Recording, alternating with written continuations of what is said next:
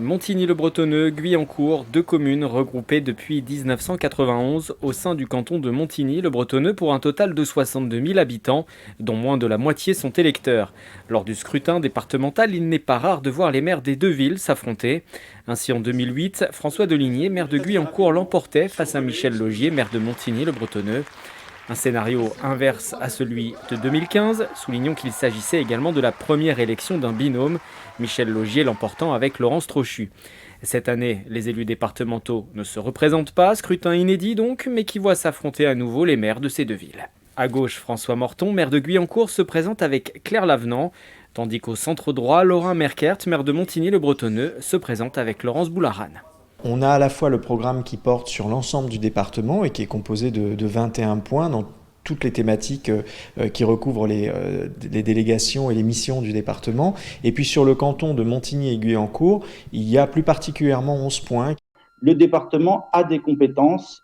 Ce sont des compétences que nous portons avec nos valeurs et nos convictions. Donc, on est en capacité de vous proposer une alternative forte pour remettre effectivement le département au cœur de ses compétences. Directeur de cabinet des maires de Montigny-le-Bretonneux pendant 19 ans, avant d'en devenir lui-même le premier élu l'an dernier, Laurent Merkert espère maintenant leur succéder au sein de l'Assemblée départementale.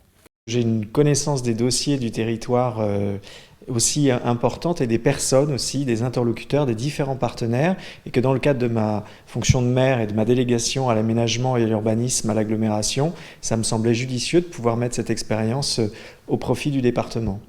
25e sur la liste victorieuse au municipal en 2014, avant de devenir maire en 2019 après la démission de Marie-Christine Le Tarnec à Guyancourt, François Morton est aujourd'hui bien installé dans sa commune. Il veut fédérer les forces de gauche dans leur ensemble. Nous avons fait le choix, et nous l'avons dit dès le début, que nous ne souhaitions pas avoir tous les logos possibles et imaginables sur nos affiches, parce que nous sommes une candidature citoyenne. Je ne veux pas faire croire que j'adhère au Parti socialiste alors que ça n'est pas vrai. Claire ne veut pas faire croire qu'elle adhère à Europe Écologie Les Verts alors que ça n'est pas vrai. Voilà, c'est une réalité. C'est une candidature dans la sincérité. Les choses sont très claires. On ne rejette pas les partis, on en a besoin, j'en suis convaincu. J'ai moi-même été adhérent d'un parti politique par le passé. Je fais le choix en ce moment que ce ne soit pas le cas.